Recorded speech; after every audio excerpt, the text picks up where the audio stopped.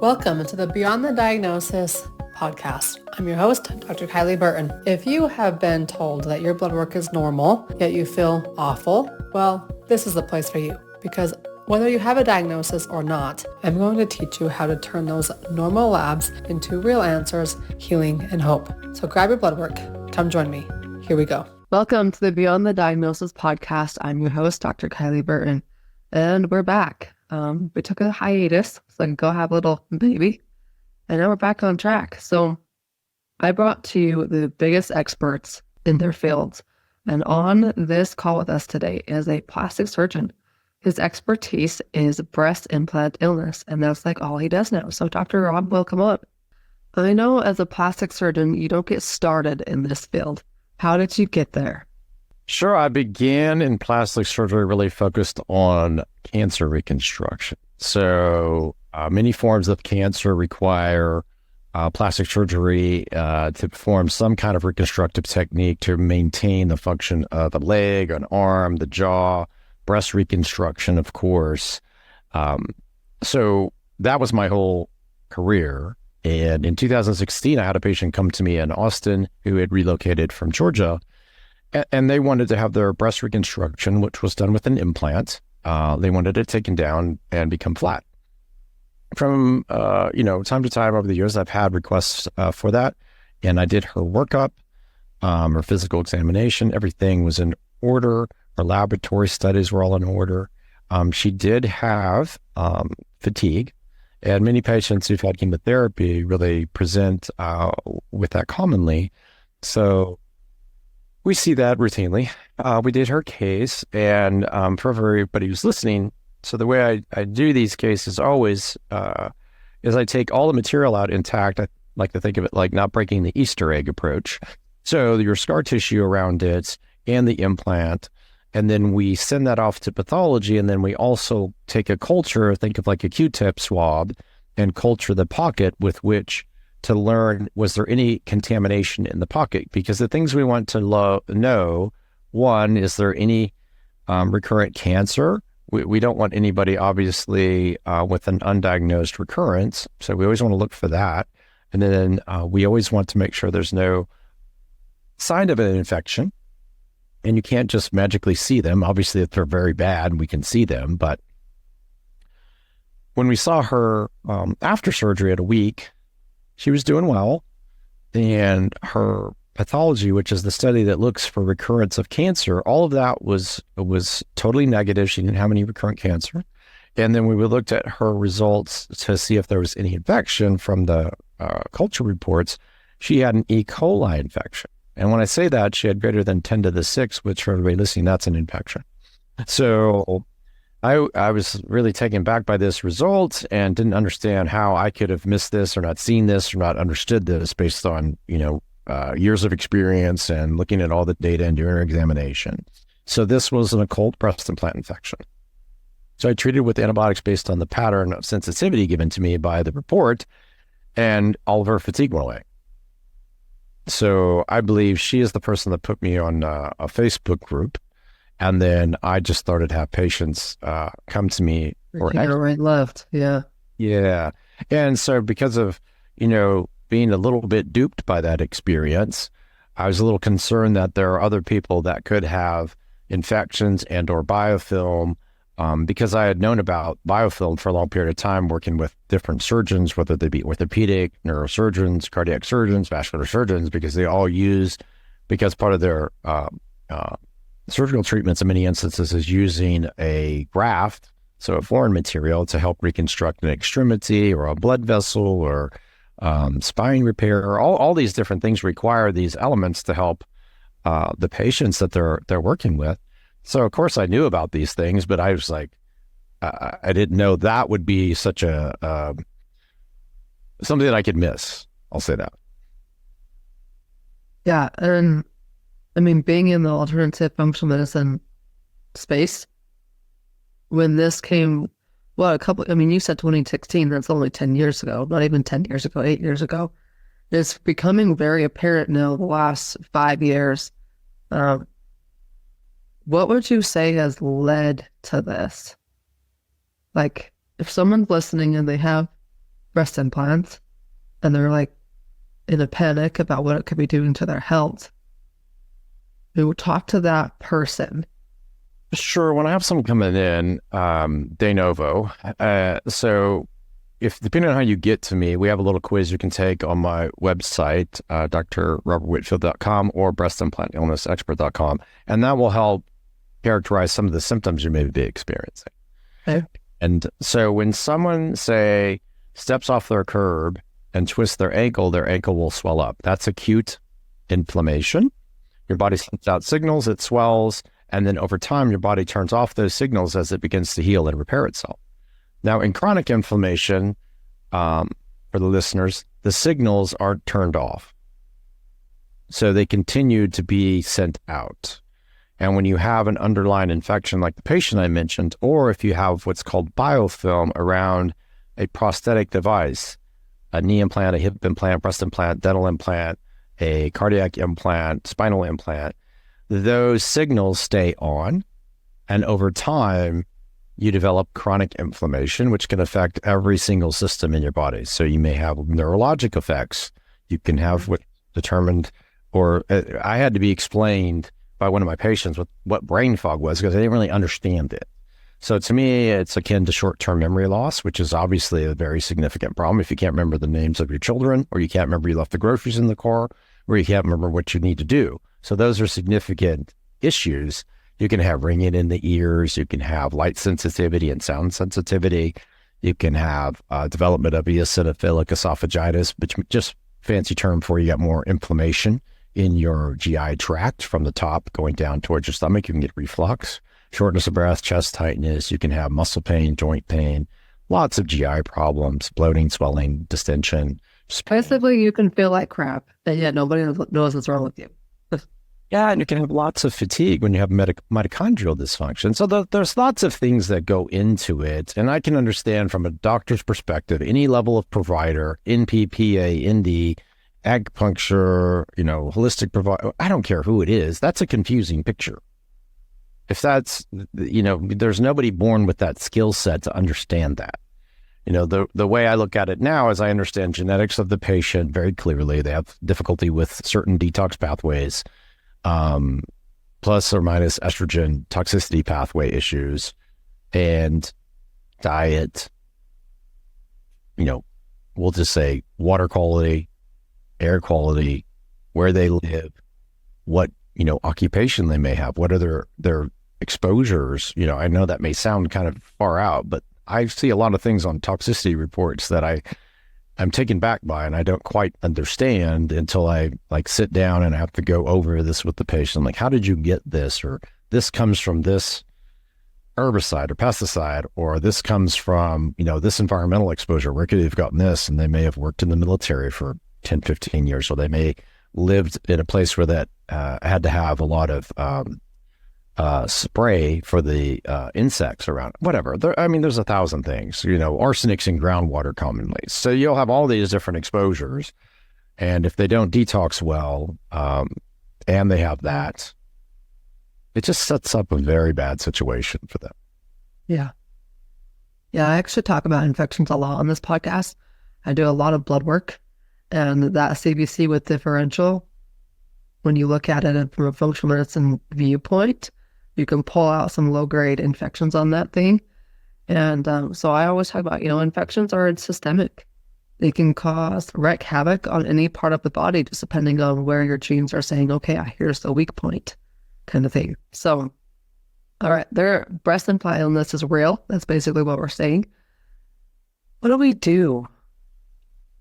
Well, I developed a program around it based out of what happened in the pandemic. Before the pandemic, I had a great series of providers who would really help me, and they helped teach me about more functional aspects of care, whether it be functional medicine and testing, or more specific nutritional aspects. When the pandemic happened, I didn't really have access to them because many of them, like I, couldn't see patients, or they just closed up shop based on what was going on. So we had to take and put that in-house. And so we have functional practitioners on my staff now. So us we look at their genetics and we do toxicity testing that's based on urine testing through Vibrant Wellness. And then we have an LCAT 250 for food sensitivities, and we use a GI map to look for, just alterations in the gut microbiome. So we're trying to build out a very clear picture, as well as what are their hormones doing, and then what can they tell us about exposures. I can interview people and they'll basically tell me they lived in a place with black mold. And, okay, so you have that. You probably have limited detoxability to begin with, and you have implants, and you may not eat great because you don't understand certain things can affect you from a inflammation standpoint, whether it's gluten or specific dairy products or processed foods. Like, all of my patients get put on a gluten-free, dairy-free diet, and I tell them you have to eliminate processed foods because those are all going to be sources of inflammation. So you have like a one package that's done right when it comes to surgery. I know I've talked to a couple of different surgeons, and even, and what do you call her, as a health coach that specializes in helping people with plastic surgery, because most of them just go under the table and they don't worry about any of this other stuff. Not only the pre-op, but then the post-op too. And it sounds like you're the full package, so it's done right. So we feel very strongly that if you're going to recover properly, it starts on the front end. So when we meet someone, we try to clearly get an understanding of how they are, their environment, food they eat, water they drink, air they breathe, and really try to optimize those things. Look at their testing, genetic, toxicity, food sensitivity, gut microbiome, hormones, and work on the front end to build a treatment plan that can be executed along with surgery to give them the best version of wellness I can, help them get to. I feel, so strongly about it. We wrote a book about it that will come out this year about my accelerated recovery program. We're augmenting it in the new year with pharmacodynamic testing through genetics, so we can look at how better to tailor the anesthetic for patients. Because anesthetics really concern patients. They're worried about not waking up. They're worried about excessive drugs and feeling groggy. So our program is all built around not doing that. So we start preoperatively with a series of medicines the night before, just to reduce the autonomic nervous stimulation, to reduce inflammation, to reduce nausea. So we're pretty aggressive on the front end, so that on the back end, when I'm in surgery and doing things, and I do nerve blocks, and the medication lasts for about 5 to 7 days, with the dietary changes, optimization of the protein intake, we use perfect aminos and mass enzymes. So, we're trying to do things in a very strategic way to help optimize the process. Sounds like to me, you're probably already doing this, but like you're getting on stages at surgeon conferences, showing this stuff. I'm not open to it yet. Yeah, I would say that my larger role as it comes into the new year and beyond is I serve a lot of different people. So I want to serve people who don't understand what's going on, like you're helping to elucidate here. So patients who don't know but may have this problem, or a friend, a family member, a loved one, a wife or daughter or sister, aunt. And then patients of other practitioners who don't quite know what's going on. This will help serve them so they better understand it. And then I really want to help the providers. But as I mentioned, the providers had a lot of trouble with this, and it's not because they don't want to help you. Nobody gets into providing care who doesn't want to help you. It's the problem is they don't understand the pattern. And so whether you're a, MA, seeing a patient with me, if you're an RN, NP, PA, I have all those on my team.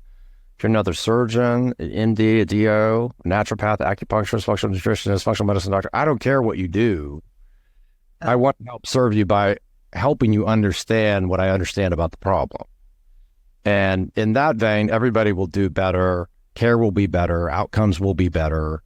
And, surgeons will probably be a little bit down the road because they're probably not quite accepting of it, even though I testified in 2019 at the FDA hearings about it. I helped fund research about it when I was president of the Aesthetic Education Research Foundation. That's been published now. My series will be published shortly with over 900 consecutive PCR tested samples showing. Holy smokes, that's a lot of samples. So I've done over 1,800 explants. So the point being is all these things, they'll come to fruition. The book will come first about just the recovery program, because I felt strongly that needed to be done first so people understood our process and maybe could ask and engage. And if they wanted to participate in that, we'll help them. I think in terms of breast implant illness will be the next book I write this year. And that's more to characterize, our initial experience and now what we see and what we've learned and how better to help. We just want to serve everybody the best way we can. Yeah. So let's get into a few details here, because you've been talking about it, the importance of it. What can somebody do? So say they have breast implants and they're worried about this, but yet they don't want to quite go to the removal route. What can we do to help prevent some of this stuff? Yeah. I have to use the word prevention carefully, because prevention is really like, well, just don't do it. Yeah. Already got it done.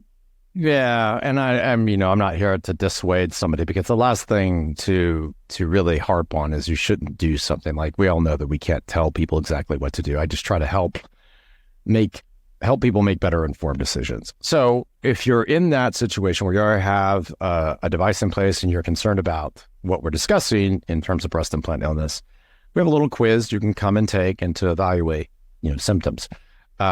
Anybody can participate basically in our testing program and run it remote. It's set up to be helpful that way. And then we have a detox practitioner who can help. Many people are not ready to take the step of having surgery, and that's totally fine. There are a couple caveats, I would say. I think people are really aggressive in their own detox and trying to help themselves. What we've been concerned about is people using extreme temperatures and saunas and causing problems with leaching. I was on a show and got in a fair amount of trouble for saying some things about that. And a lot of people ask me about IR sauna. We just have you refrain from that around the time of surgery, about 90 days, so that we give the body some time to recover. And basically, if 90 days, that's not just like 24 hours. That's like the time.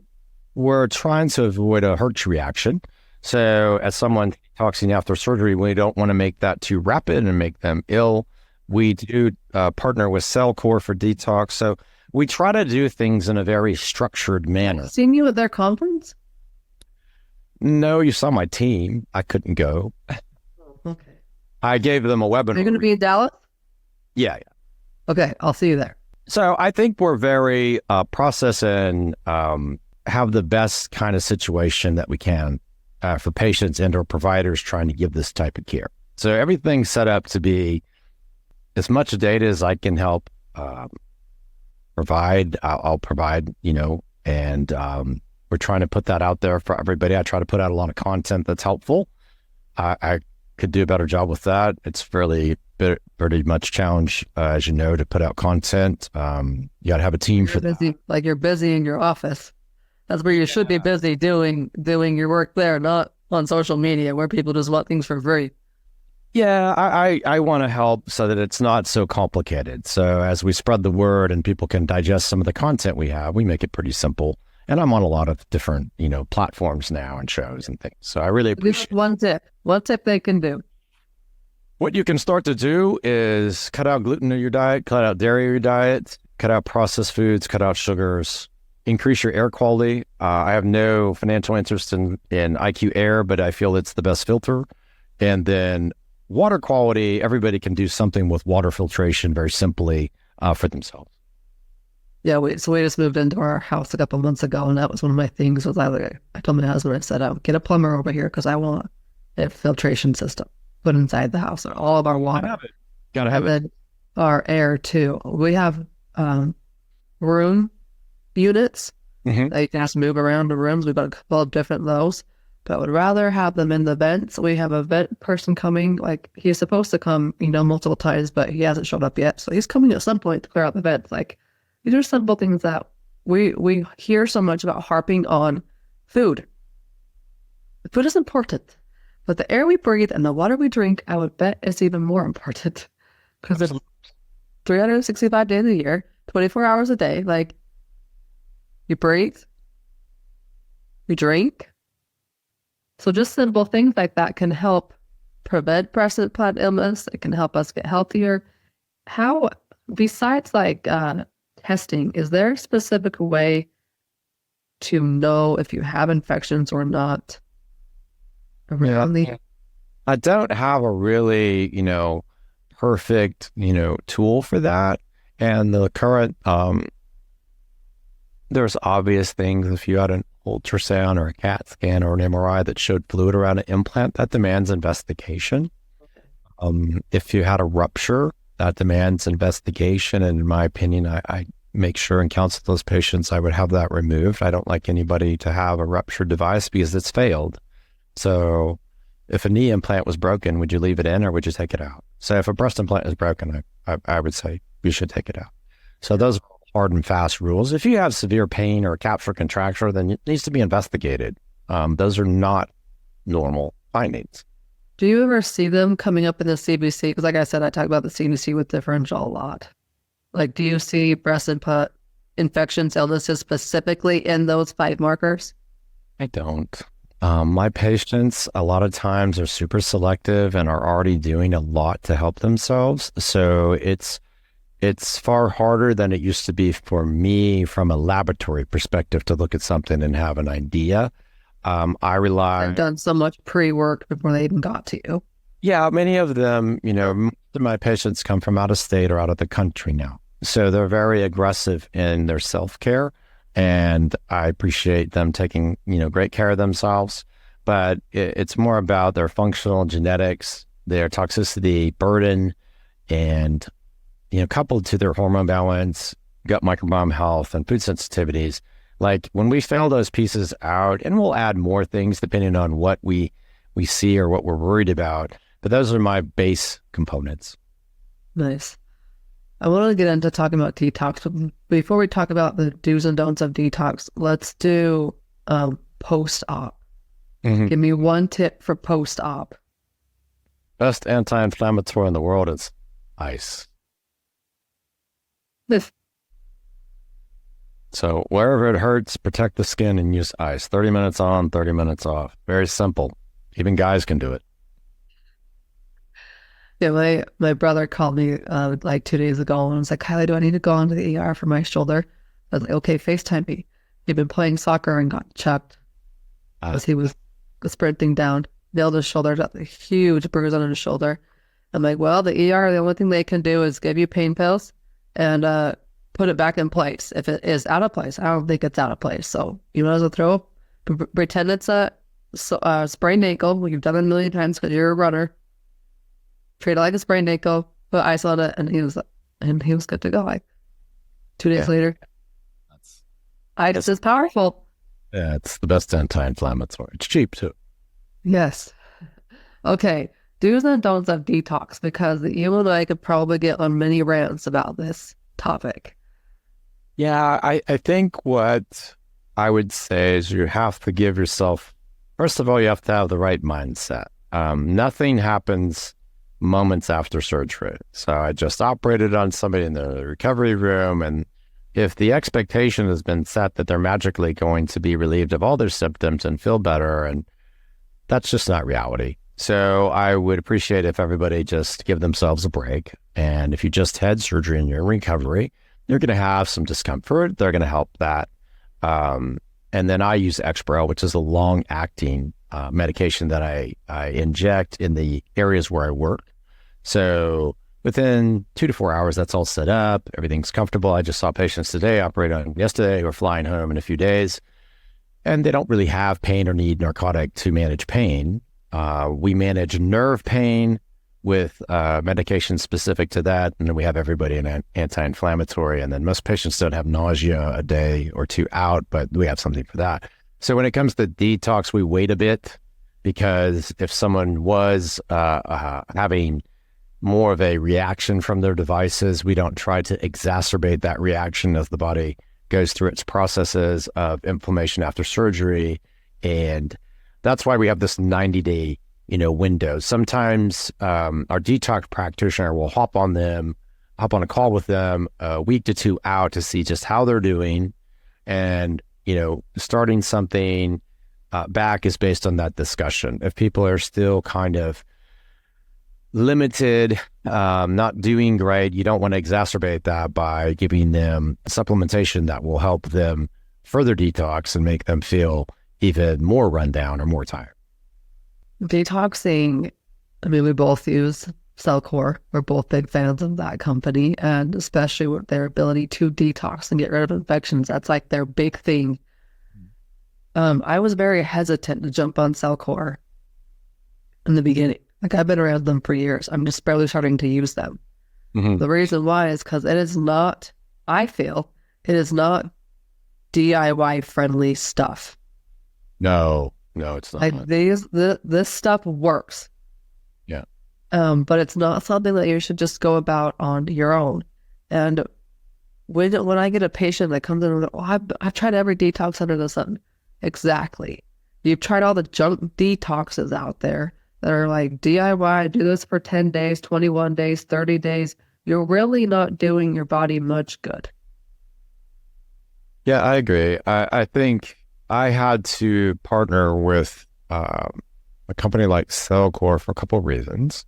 I think depending on your training experience like you have, they really work hard from a safety perspective and from an effectiveness perspective to provide the quality you need to help someone get through those problems, whether infections, mold toxicity, etc. What I didn't like is people going about what you just said, going on the internet and finding a detox protocol, and then they would call me a month or two later and say they had blue marks on their skin. And I was like, what do you have blue marks on your skin? What are you talking about? Oh, I did this. I went to this person and did chelation. I'm like, okay. And you have blue stuff on your skin. Like, what are you talking about? And then somebody would call me and they like did something on the internet and they got a red swollen breast months after surgery. And I'm like, what did you do? I did this thing off the internet. And so for our patients, there is no unapproved detox protocols. So if you want to work with us, and follow, what we have already shown that works well and that is monitored and can be adjusted with a provider with experience. So we don't want anybody harming themselves, because obviously that's nobody wants anybody to have a problem. And even those people are providing detox, I just question, the follow-up and what are they doing? You just don't give people stuff to do on their own, because what if they do too much? What if they don't do enough? Either way, it's not the scenario you want. Yeah, just don't do it one size. Anything that you find on the internet that costs you $97, please. It's $97 worth of a detox or something similar than that. If you want results, then invest in real results. Let's just say it that way. All right, Dr. Rob, anything else that you commonly get asked that you want to address that we haven't addressed already? Yeah, I think from our perspective, the people can get a little, I guess there's some things that I did that are a little odd. Like, I don't use drains anymore in breast surgery. So I haven't for a long period of time. And drains, so what do you mean? Surgical drains. I'm not in the surgical world, so I don't even know. Connected to a bulb that looks like a grenade that drains fluid out of its base in the body. So additionally, it was written or discussed that leaving a drain tube in would help evacuate toxins. And so what we do is we remove the material intact to the best of our ability with the implant, and then clean out the pocket with an acidic solution so that we're basically changing the pH and sterilizing the pocket. And then we cleanse that, and then we'll open the pocket up, especially if I'm doing a removal and fat transfer. So you take fat from one place and you can put it into the fatty compartment above the breast and augment the breast with just fat. So I do that a fair amount. But we just connect all those spaces with the existing breast pocket once we've, went through the process I described. And so you don't need a drain tube. You just gently wrap up the patient's breast area. We just use an ACE wrap, And then we put patients in a garment for control of swelling. But really what we're relying on is the most efficient filtration system you have, which is your lymphatic system that then goes to your kidneys that then helps you eliminate fluids. So no drains are needed. No antibiotics are put into the patient after the time of surgery in the form of a prescription that they take by mouth. My patients are all up, walking after surgery. They come to the office the next day for hyperbaric oxygen therapy at my office and lymphatic massage at my office and red light therapy at my office. And then or in Austin, we're taking care of them until they can head back. And some people need more, some people don't. Average stay is 5 to 7 days in Austin. And it's longer. If you're coming from out of the country, we have people stay a couple of weeks. Nice. I want to tell you, I want to go to your facility and just take a tour. And that is legit. A lot of nice equipment and, it's better. You don't have to go to the giant team. Well, I'll meet you in Dallas this year and we'll talk Cellcore and more detoxes then, but tell people where they can go learn more about you. Right. If you want to follow us on social, go to @breastimplant_illness expert. And our URL is drrobertwhitfield.com, or our other is breastimplant_illness expert.com, and on YouTube at breast implant illness expert. Basically, breast implant illness expert. You'll find him on all the channels. All right. Thank you much, Dr. Rob. Thank you for having me. I really appreciate it. Hey, if you're new here, welcome aboard. If you're coming back, welcome back. I'm coming back as well. In fact, we're going to have new episodes every Wednesday right here on the Beyond the Diagnosis podcast. If you love what you just listened to and love what you've been listening to, I would be honored to have you leave a review. Leave it on the place where you listen to your podcast, so that way more people can find this podcast and get answers from their blood work as well. I'm Dr. Kylie, and I'll see you next week.